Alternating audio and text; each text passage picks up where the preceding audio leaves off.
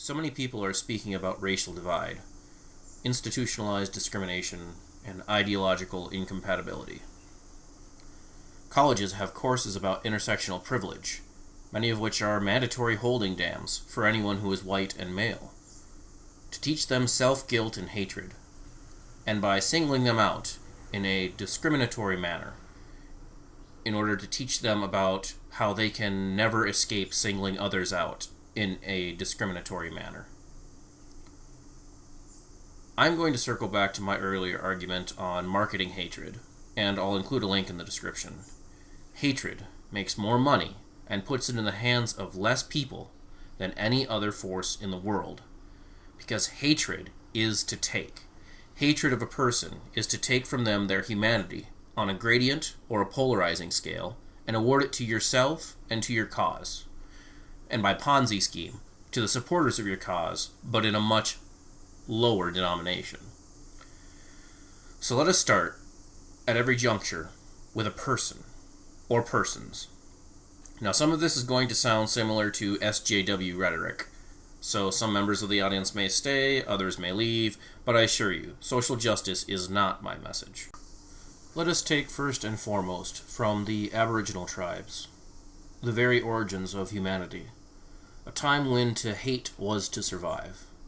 In many examples, once an Aboriginal culture entered into famine, or first entered into plenty, hatred no longer became the method of survival. With famine, in the short term, reaching out for help, to create and not destroy, was key to survival. And with plenty, a tribal leader's vision could grow beyond a generation, decades into the future, where hatred was nothing but a loss for everyone.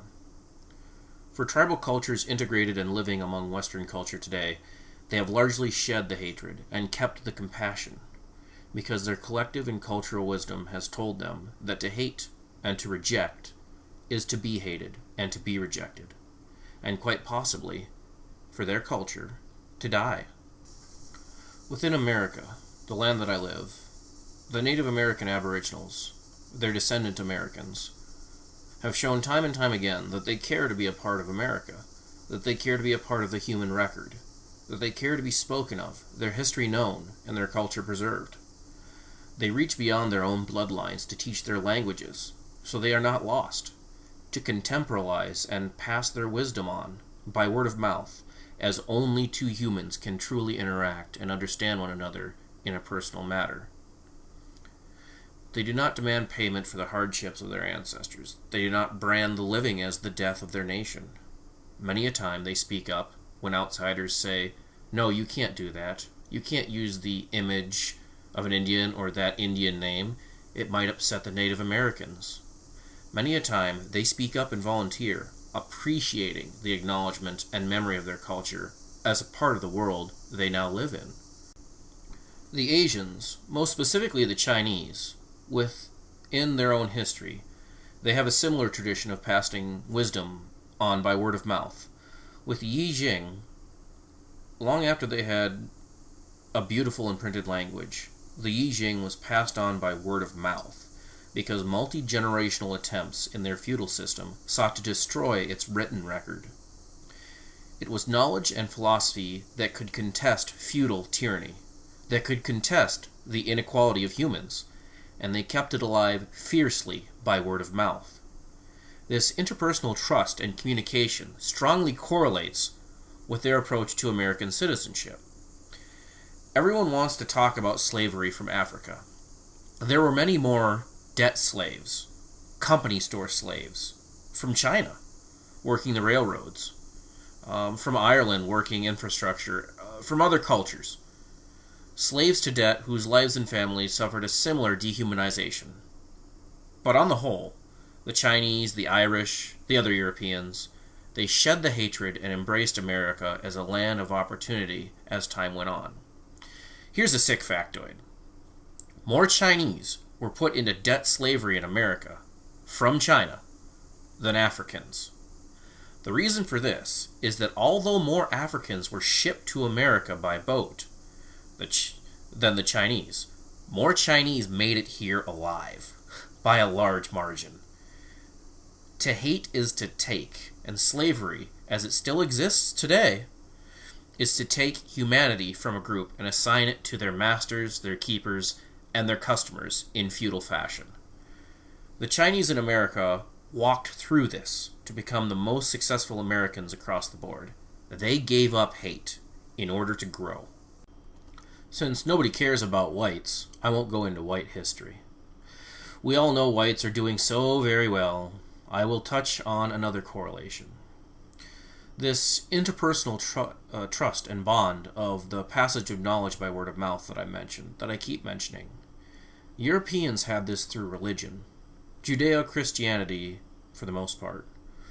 With whites, Asians, and Native Americans, this knowledge and the practice of passing it on by word of mouth kept families together. It kept children honoring their parents, both of them, both parents, and parents investing knowledge into their children. By word of mouth, by bond of trust, this knowledge has kept and still keeps communities together. It keeps communities together by bonds of cultural trust, every member a custodian, or an assumed custodian, of their respective culture's collective wisdom. Their duty to contemporize and disseminate this word of mouth, this wisdom, in their own families and communities. There are many written records now, with the death of feudalism. There are many written records of the knowledge that is passed on. But reading the wisdom, as compared to having the voice of someone who is loved and trusted speak it to you, is a surrender to humanity that stands on two very different levels. We have not, as humans, yet escaped our physiology, and storytelling, the act of storytelling, from someone you trust, or who is trusted in your family or community, bakes and cures the knowledge in your brain under several layers of endorphins and unique shared emotional experience that reading from a text only serves to emulate. This passing on of wisdom has been circumvented at several stages in history by a large effort in all communities, but within America it has hit the African-descended communities the most often and the most hard. This is why, in large part, I feel hatred is their perceived path to survival. This breakdown of family and community is breaching heavily into European descendant communities as well. With the millennial generation, it is the most apparent. But the Asian communities hold. I feel that's why they are continually successful. Now, not every family, not every person, not every community, but in the aggregate, as statistics go. So let us start at every juncture with a person or persons. When you see a killing or a riot or a destructive force, it is fueled by hatred. Without persons, there is no hatred. So look at the persons. I say persons continually in place of people, and I say it purposefully, because people do not hate. Persons hate. People do not lead. They follow. People and government do not kill. Governments don't commit crime. Every crime that is committed, every life that is taken in murder, is taken by a person or individual persons. The responsibility is to fall on the individual or the individuals. So when you see these killings, these riots, these destructive and tribalistic racial-based movements, look at the persons, the leaders, the persons destroying and killing, and realize that they have been bought off. They have been purchased. They have been sold hatred. They have used hatred to strip their targets of humanity so they can add it to their own value, and in lesser denomination, to the value of their supporters. Robin Hood took from the rich to give to the poor. D. Ray McKesson, the head of the Black Lives Matter movement, is not Robin Hood. He has been purchased by hate. He is quite wealthy, and he is more human than his targets and his followers, because through hate he has taken humanity from anyone outside of the tribe, from anyone outside of the movement. He is not Robin Hood, but he sells the idea of Robin Hood to his followers, the persons who put his hatred into action. He sells the idea that police and whites are rich in humanity, and that to gain your own humanity as a member of the tribe, the movement. You must take it from the white man and the man wearing the badge.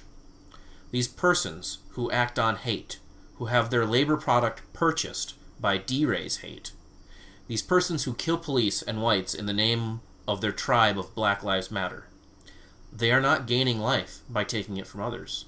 They are not gaining humanity by stripping it from others. Their hatred is not a path to survival or to the survival of their movement. They are losing their lives and their humanity by using hate to take lives and humanity from others. Hate means they will not survive. Hate is mutual destruction for them. And D. Ray McKesson is profiting heavily from his sale of hatred. He is, through his tribal movement, absorbing the humanity he strips from his targets, the humanity he strips from the persons who are martyrs to his cause. And the wealth generated by his movement is his, disseminated in much lower denominations, in the Ponzi scheme style, to his followers. So let's go down to the average angry person in America. Their hatred has been underwritten, their thoughts purchased by the hatred of inequality, and the sale of the idea is that they can do nothing by institutional means to quell this inequality. Their only options are to accept hatred or to act on the hate to destroy the system by dehumanizing and dethroning those perceived to be in power. Those selling hatred to the young, impressionable, and ambitious persons are selling anything but personal responsibility and personal interaction. By hateful advertisement, they convince you that you cannot achieve on your own. You must arrest and convince those which have more to forfeit it to you through force, sometimes through murder, the ultimate expression of hatred. Those selling and underwriting hatred, the ones who are good at it, are wealthy and wish to stay wealthy, so they do not want the person they sell to do any more than hate as a means of survival, and they only want the person to survive as long as they hate. As long as the person acts on their message of hate, they profit socially and financially. They do not want a person to achieve and transcend difficulty through genuine achievement. They do not want a person to create. They need them to destroy and to hate so they can sell the materials to rebuild. And those selling hate want one thing more than any other. They want to sell hate to dehumanize your enemy. They want to sell hate so that your enemy is nothing other than a barrier, and to stop their beating heart is to succeed and to survive. They want to sell hate so that you will not talk with your perceived foe. They sell hate so that you will not investigate for yourself because it is too dangerous, and killing and therefore silencing the other person is a safer choice. They sell hate so that you won't talk to your siblings, your peers, and your parents. They sell hate so that you hate your parents. They sell hate so that you hate your peers because they are different. They sell hate so that you will be ashamed to talk to the leaders of your community. They sell hate so that you will be ashamed to talk to the spiritual leaders and counsel available in society and in your personal community. They sell hate first and foremost so they can stop the spread of cultural wisdom from person to person by word of mouth. They sell hate first and foremost so that we will silence one another instead of talk to one another. They sell hate to stop us from talking about mutual solutions. They sell hate so that we can't sell personal responsibility and personal advocacy in place of dependency. They sell hate to end diplomacy and start conflict. They sell hate because words are free and valuable, but property is expensive, and weapons are expensive, and lives are expensive, but they are invested in every market for sale. Hate stops people from talking at the dinner table. Remember that every time you share a meal with other persons in silence. Hate stops people from talking at the dinner table. Hate stops people from keeping each other fed and alive in the future, while they are feeding and alive now. Hate stops people from talking at the dinner table.